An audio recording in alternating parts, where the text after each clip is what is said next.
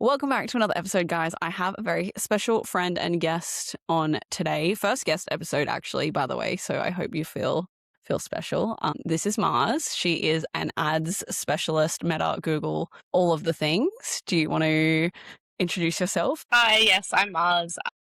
I guess I have an Instagram, Marketing with Marz, but I don't really use it. But yeah, I've been working in the marketing space for over a decade now. I've specifically been working on paid ads for 8 years, I think, going on this year. It's something I'm very passionate about, especially working with smaller businesses and businesses that don't necessarily have Coca-Cola budgets. I love manipulating the paid ad space to best serve them. So I guess that's what I'm here to talk about, and I'm really glad to be here. Very, very honored to be the first guest. I love that. Just for some context, guys, Marz and I were actually just having a conversation about ads and like the strategy behind it and all of that sort of stuff. And we're a little bit fired up about people that don't follow a strategy. And I was like, you know what? We actually need to make this a podcast. So it's come to fruition in about 10 minutes. And here we are. Yeah, I'm literally in a Starbucks right now. I was like, hang on, I can find power. I got this. I'm here for it. Okay, I guess let's start with, I don't want to like necessarily ask you questions, but I think we might start with that and then like get into more of a conversation. But I guess being like the expert that you are and having been in the industry for so long, like what is something, I guess, that you see people do wrong, or the biggest thing that you see people do wrong when it comes to their marketing and utilizing ads? Yeah, I think that's a great place to start, to be honest, because I feel like it's the mistake a lot of business owners and even ad specialists early in their career make. Because I think when it comes to ads, it's very easy to get like what we call vanity metrics. It's very easy to get follows. It's very easy to get clicks. It's very easy to even get people converting. But I think the really big thing people neglect to understand is the way that ads can act as part of a strategy, and instead of just spending your money on getting those clicks and followers and useless submissions to a form, you can actually funnel people down and really use that space to target your audience and bring people on a journey the same way you would in any other facet of marketing. Yeah, I love that. So what's your sort of preference? Do you use ads as part of the strategy? Yeah, I think definitely my preference is as part of. So I guess what I like usually do, if someone's got a pretty good social media presence, one of my favorite ways to do this is to retarget their Instagram followers, retarget people who are already engaged with their brand. That said, if someone comes to me with like nothing, they've got no infrastructure, no followers, no nothing, we can actually, we can bring people we can go out to broad audience, convert to Instagram followers, then retarget Instagram followers from there. So I think yeah, definitely. I think ads work best from the like warm to hot phase of a marketing strategy. Yeah, rather than that like top of funnel attraction phase. In terms of like, I guess having it be part of the strategy, what would that look like? I know every client's going to be different, obviously, but is it that you leverage like a lead magnet? Or is that more your top of funnel? Is it just retargeting with like similar sort of content that's coming from the organic and then utilizing that for ads? Like what does it normally look like? Yeah, no, definitely every client is different, but I think like my go-to infrastructure that I find is like tried and true and works really, really, really well is if you have an Instagram following, or even you can do it with like if you have a really big email marketing list, we can use email marketing. We can use any kind of like on platform or like owned audience to then retarget. We can do retargeting to those people. And then also what I love to do is a lookalike audience from those people. So Facebook has like a function where you can, or Meta has a function where you can like automatically find people that are similar to certain people that already follow you. So it's like kind of like a broad targeting, but not quite so just like out in the world. Not so random kind of thing. Yeah, not so random. And then with those people, I love to do like a lead magnet or like something of value. So it might be a lead magnet where it's like, sign up and download this, and then we get more details from them and we can go out to them directly. Or it might even be like just an engagement piece. Like it might be, some kind of like quiz or like video or just anything that you can like get them onto a page for longer. Basically, in that like kind of middle of funnel stage, we just want to get them. We either want to get more details or we want to get them engaged for longer. And that's kind of like once you get them to engage, if you get them to watch a video that goes for longer than a minute, or if you get them to give you their email address, you've pretty much got them in the seat for the interview or for the whatever it is you need. Yeah, like because from there it's like then it becomes a sales thing. Then it becomes like how good are you at selling your product or your service or whatever it is. and that's a whole other ball game. But when it comes to the marketing side, if you can get that data, like that's what we're looking for. From it, like, this is maybe a little bit rogue, but from an ads perspective, do you, as the ad specialist, need to understand the sales process too, and like what happens after the ad in order to then make that ad set be effective? Yeah, I think you don't necessarily need to, but I think it definitely helps. Like I have found in my experience, my ability to run ads for a business only gets better the more I work in that business. So I have one client that I've been working with for God, would be like a year and a half now, and I've been running very similar ads because they're a business where they're trying to get people to submit resumes and stuff, like a recruitment agency basically, and they're very cool the way that they're like, their system is very set up for this. They're like very high volume, and then their team are very good at converting those people. But I have seen the difference now in like when I first started working with them and I was like, okay, let's do this, to like now where it's like I know what points the data might drop off. I know exactly what I need to ask recruitment people like to get the answers I need to then report back and be like, how effective was this? What needs changing? Yeah, I think like the more you understand a business, the more you understand the tail end side of it, the more you're going to be able to give them what they need to succeed. Do you feel like this maybe is like a little, I don't know if it's like common misconception, but do you feel like people think that ads are going to create the sale? Like ads are the thing that creates a sale rather than it actually being a sales process? Because I know from an organic perspective, a lot of people have this misconception that social media management or marketing their business is like part of the sales process. And I'm like, not really. It just creates brand awareness, or it tells your story, it gets you out there, and then you still need to do the work to get the sale. Yes. Oh my God, here we go. This is where the tangent begins. But yes, oh my God, so many people. And I think I'm not sure if you get this in the social media like organic side, but I know definitely with ads, that misconception is very much driven from a place of like, I love to compare it to a pair of shoes. Like, of course, Nike can put up an ad and sell a pair of shoes because they're shoes. Because everybody needs shoes. Everybody knows who Nike is. Like, there's no work to be done there because they've done decades and decades of infrastructure so that they can put out an ad and sell a pair of shoes. There are so many things that you cannot, like, there are so many reasons we can't apply that to so many other businesses, like, especially if you're a service business for starters. And now, like, the argument I always get about that is like, oh, well, I see ads for hairdressers. And it's like, yeah, because if someone wants a haircut, they want a haircut. They're not buying. There's no, I don't need to connect with the hairdresser necessarily. I just No. need the service. Yeah, Yeah. it's great if you do. Like, it's awesome if you find a hairdressing where you're like, this one just gets me, especially, for like curly haired girls or like Yeah. colored hair girls, like stuff like that. It's like, yes, absolutely. It's awesome when you find a hairdresser that really gets you. But at the end of the day, you just need a haircut. Like, you're not buying a house. You're not investing in a like 3 month like retainer with a marketing agency.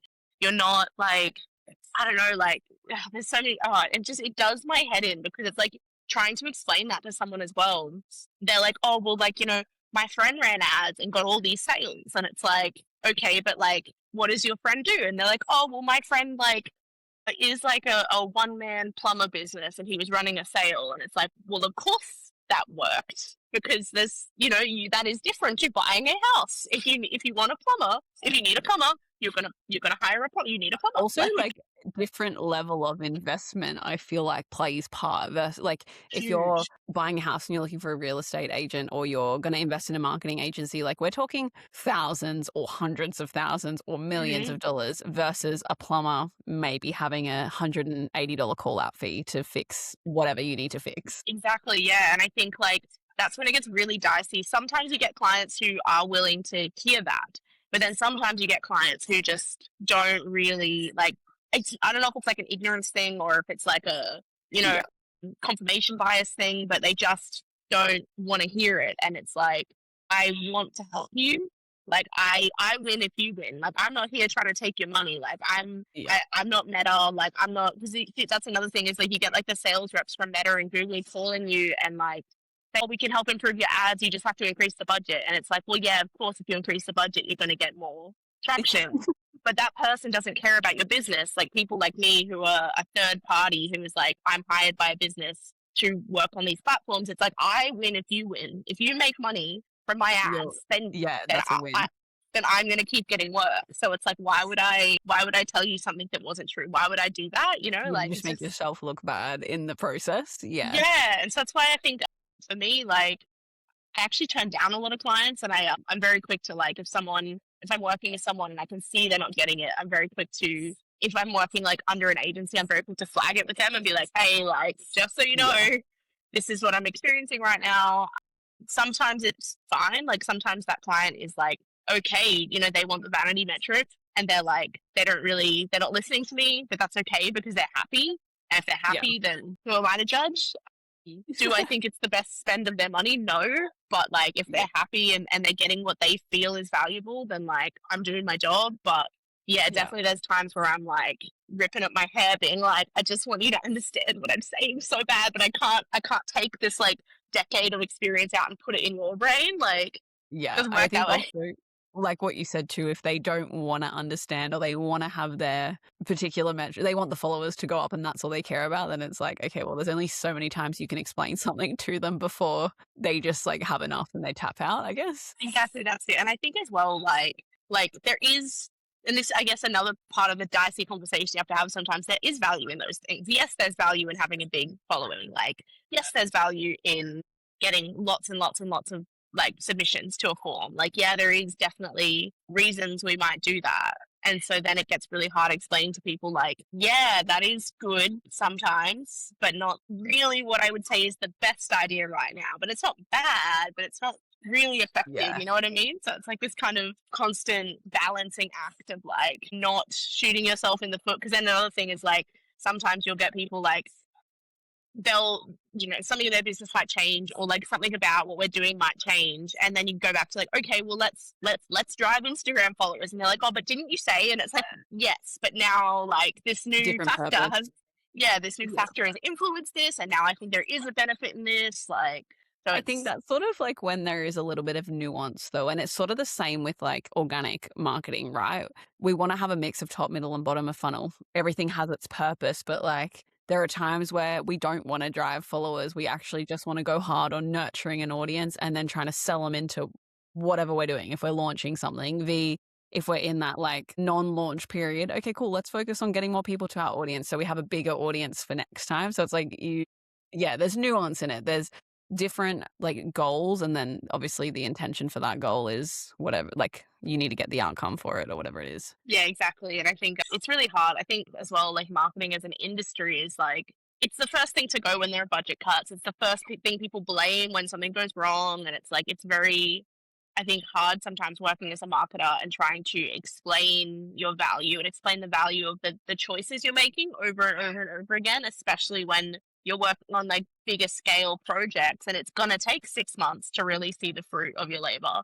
You I spend think on that though, sorry to interrupt you, no, there's a you're big fine. misconception I feel like with what marketing is. Like I Mm, have in my time worked with so many clients that think because they have a social media manager or they have an agency doing the work that they're just going to get clients. Like that is actually not how mhm, it works. Yes, mhm, marketing can help you get inquiries and leads and like working with a coach or working with an agency can help you do that. But like that is actually not its purpose. Its purpose is brand mhm, awareness. It's educating your audience. It's like giving them mhm. what they need to hear, whatever the value, all this sort of stuff. But it's actually not the sale. The sales process Yes, is so separate to marketing. And I think people fail to yes, understand that.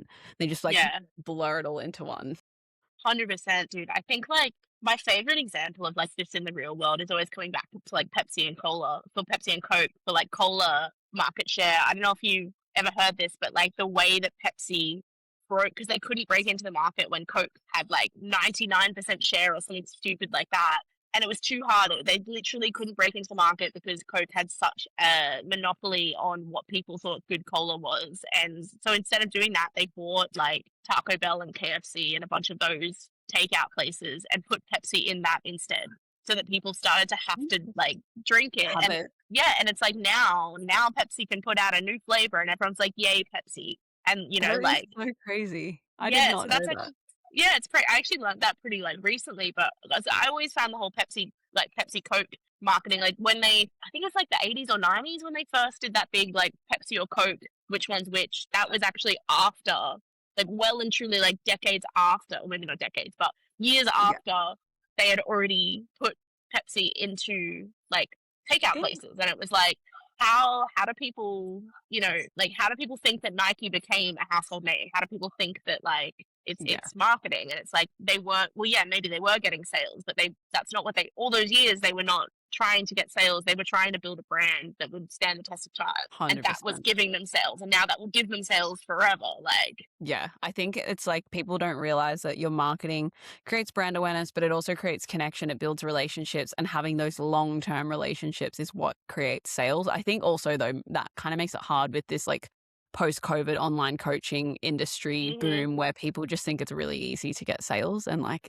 for some, yeah, it is. Like, don't get me wrong, I've got some clients that we put up a story and like a bunch of inquiries come through, real simple stuff. But like others, we've got to work hard, and it's been 6 months and now we're getting inquiries come through. So it's like, it's not just this like click your fingers and all of a sudden we make money kind of thing. yeah. I think as well, like on off the back of that too, I think people like, because obviously we are in like that age of the influencer, the age of like someone with a following can just make a product and it'll sell, like, and it's like that's really cool. But I think like people forget that, like, well, how do I say this? It's not like that works for their audience because their audience are engaged, but it's like, if I put up an ad for my like freelancing services, I look like a pyramid scheme. Like I'm like, hey guys, I'm a marketing agency trying to sell you marketing. Yeah. Like, and It's it's not like, like a transferable process, yeah, if you will. Yeah. yeah, and it's very specific. And like, I have my hats off to the influencers and all the people and the coaches who have done it, because it's like, if you're like a bodybuilder and you've spent like 20 years being a bodybuilder, and then you put out a supplement and you're like 100,000 followers are like, hell yeah, I want to buy from this person. That's awesome for you. But that Yeah. doesn't necessarily work across every industry, across every person. Like, even the bodybuilder next to you might not be able to do that because maybe they haven't been as engaged with their audience. Maybe they haven't been as authentic. Maybe they haven't told the story of the product well enough. Like, it really is like Finding what cal- works. yeah, a calculated luck, I like to call it. Like, I like that. it's not luck because it's like they did do all the work and all the infrastructure was there, but it's kind of like they just happened to be in the right place at the right time with their brand and their thing and their launch. And yeah, Yeah, I like that. Something I was going to ask, like that sort of just kind of sparked my brain around like, obviously personal brands are quite big, but when we think about businesses and like having like positioning and messaging and stuff, and they're kind of repeating the same story or the same message or the same like, I will die on this hill type stuff over and over again. Like we think about ads, and is the idea with it, I'm just thinking about like some of the business owners I work with, the idea is that the ad amplifies what they're already saying, or is it different? Like yeah, same theme? yeah. I would say definitely, like, and that's another way I love to use ads is like something I do all the time, which I think is like it feels too easy a little bit. Like when I explain it to people, they're like, "Oh, like that's all you're doing." But like, I literally love to use existing content and just tweaking a few things to turn it into an ad, because I think like another really big disconnect is people will like run an ad that kind of doesn't have a whole, like, it is kind of to do with their brand, but it's like, if you run an ad for something, someone, especially if you're a higher like barrier to entry service or product, you want people to be able to like investigate and feel assured. Like, you want people to like see something, see this like headline or whatever it is, or like offer, and then go onto your website or go onto your Instagram and be like, yeah, I am going to buy this because I trust it, like. And I think a really big disconnect sometimes is people are like, oh, what if we do this crazy thing with ads? And it's like, that's great, but like there's nothing, like there's nothing behind that. And people, you might get a couple of sales, sure, that's awesome, but like it's just not the most effective use of like a, a brand being built, I Yeah. guess. Do you, like on the organic thing, do you look at what's working with the organic? Like I know you just said that you'll tweak a few things. That's sort of the go. Like if someone are looking at doing ads themselves, their best sort of protocol would be look at what's working organically and kind of try and replicate that in an ad. Yeah, 100%. 100%. 100%. So yeah, especially if you're doing like top of funnel brand awareness stuff, like the stuff that's working on your socials is 100% what you should put money behind. And that's, I guess, as well where like Meta comes in with like being able to boost posts. Like when people come to me and they say they've been boosting, I'm always kind of like, on one hand I'm like, good for you, but on the other hand I'm like, that's actually like, Not great. again, that's a Meta thing of like, we can get people to do this thing and it's going to work, but it's like, you are going to get vanity metrics and like not a lot of control with boosting. But it's like the not message, but like the purpose behind the idea of boosting is absolutely what you should be doing.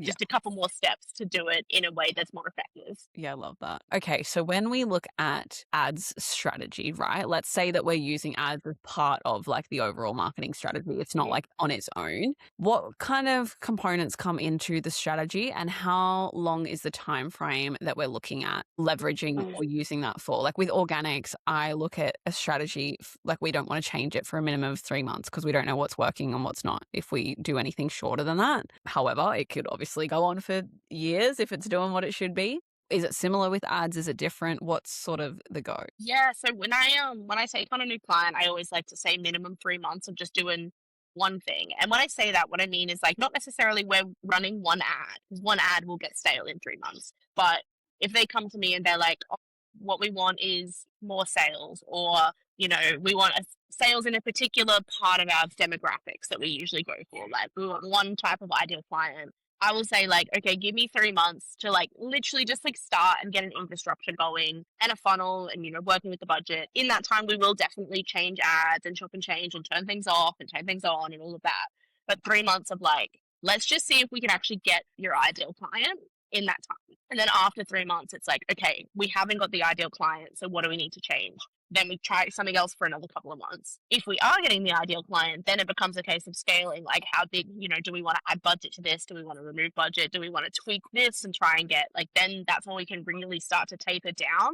So if someone comes to me and they're like, if after the 3 months, they're like, okay, great, we've got heaps of leads, but they're coming from one part. They're coming from Brisbane, and I actually really want to get more people in Sydney. It's like, okay, we've got leads, we've got audience, we've got the infrastructure. Now I can tweak this one little thing, and ideally, in a perfect world, then we will start getting more of the ideal client from the place we want. But it's like you can't make that tweak at the end if you've not done the months of just watching and waiting and tiny little trying to get the client in the first place. You know what I mean? Yeah. When you look at like getting that ideal client, obviously with ads, I know there's more like you lean more on demographics, Mhm. whereas like organic, we lean more on psychographics. Do you kind of just put in like the age range and the location and then just go from there? Like what is you don't have to give away all your secrets, but like when we look at like trying to get the ideal client, what components come into that? Obviously demographics, but is it also what's in the actual ad itself and the like text or like what does that look Yeah. like?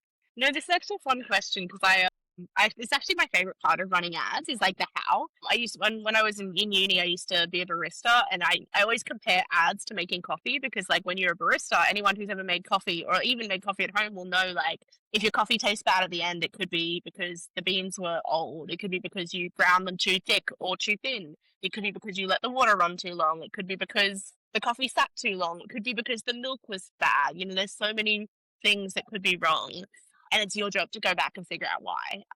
And so like I think when I'm running ads, there's a lot of constraints on the platforms depending on which platform you're on.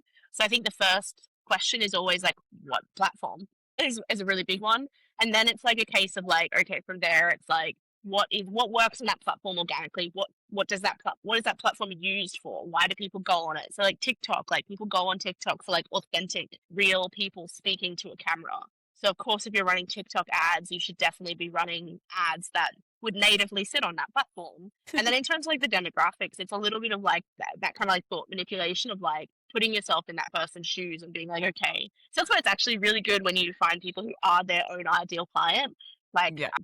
because they can really speak to those things. Like I have a friend who she's a dietitian. She doesn't run ads, but something I've always praised her on from like the get go was like you've always known how to speak to your audience. And we were actually talking just the other day, and she said it's because I am my audience. Like I am the person that I am She's trying to just go further for. along the journey. Exactly. Yeah, like she's Yeah, just well, the one who went to uni and studied the thing. Like yeah. she still is the audience she's going for, and I think like it's kind of a manipulation of like, okay, like what can we tweak? What do we have on the platform that's available to us? And then how much can we learn about our ideal client to use those constraints in our favor? So sometimes it is definitely I just put in the age range and the location and we go from there. Sometimes it's way more in depth, like I'm trying to think of like a good one, but kind of things like, okay, so like I'm going for this client and I know that they are typically, I'm like a anime book, a manga book. My anime books don't exist. I'm like a manga book publisher, and I want to put out a new book. I'm like, okay, so like, what do people who like manga like? And I think about that from there, like, and I use, and that's where like different audiences as well, where you can like A/B test, like, okay, like, does our like manga book read? That's so random. I don't know why I thought that, but does our like manga book readers, are we going to get better traction if we target people who like gaming and like, or are we going to get better traction if we target people who like books? That sort of stuff. All right. I like that. If we think about the different reasons people might run ads, I know we talked a little bit about it at the start. I don't know if there's something you see, but like I obviously talked to some clients briefly about ads, and I think some people don't realize that you're not just running an ad. Like they're not all the same. They're not all created equal, if you will. So like, what would some of the different objectives be when, like, maybe it's what you do with your clients? Like, what are some of the different objectives, just so people can understand that? Different objectives, like like outcomes from the actual ad. Is that what you mean? Yeah, like what, like why would we, I guess, why would different businesses use ads? Like what it, like following or Yeah, lead magnet, I guess some of that sort of stuff. for sure. I mean, I've seen ads used for so many different things, but like some of the big ones that I see a lot is, yeah, driving following. Driving following to like an Instagram, a Facebook, a YouTube, like anything we can drive followers through ads. Lead magnets, another big one. Another one I see and I love is like getting followers to sign up to like an email list.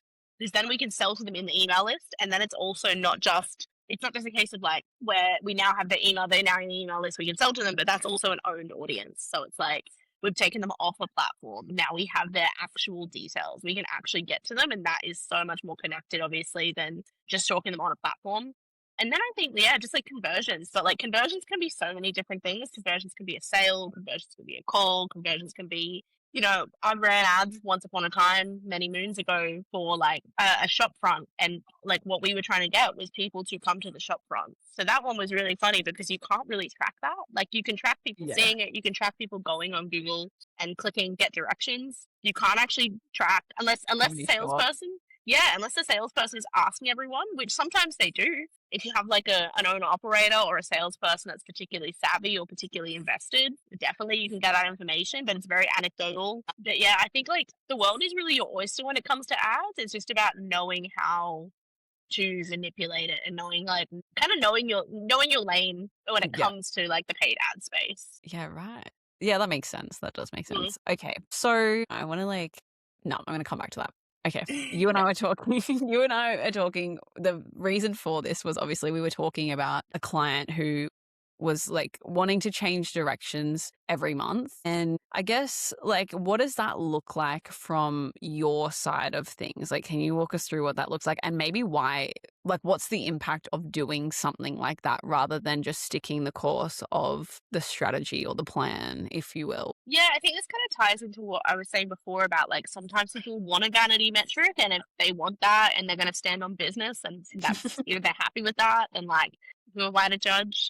But that's kind of what it is. It's sort of like if you chop and change your strategy on ads with ads like every month or every like 2 months even, you really just don't, you lose that ability to be really granular with it. You lose that control. And like a really big part of being successful in paid advertising is control, is optimization, is like knowing what the hell is going on, knowing why. And so we really lose that. Like, and we lose the art form, I would say, that is paid advertising, because it's like you can pay someone like me to run your ads, and you can tell me every month you want to do a different thing, and that's fine. That's totally fine. I will run the ads, I will make your creatives, I will do the reports. Is that really utilizing the years of experience that I've got? No.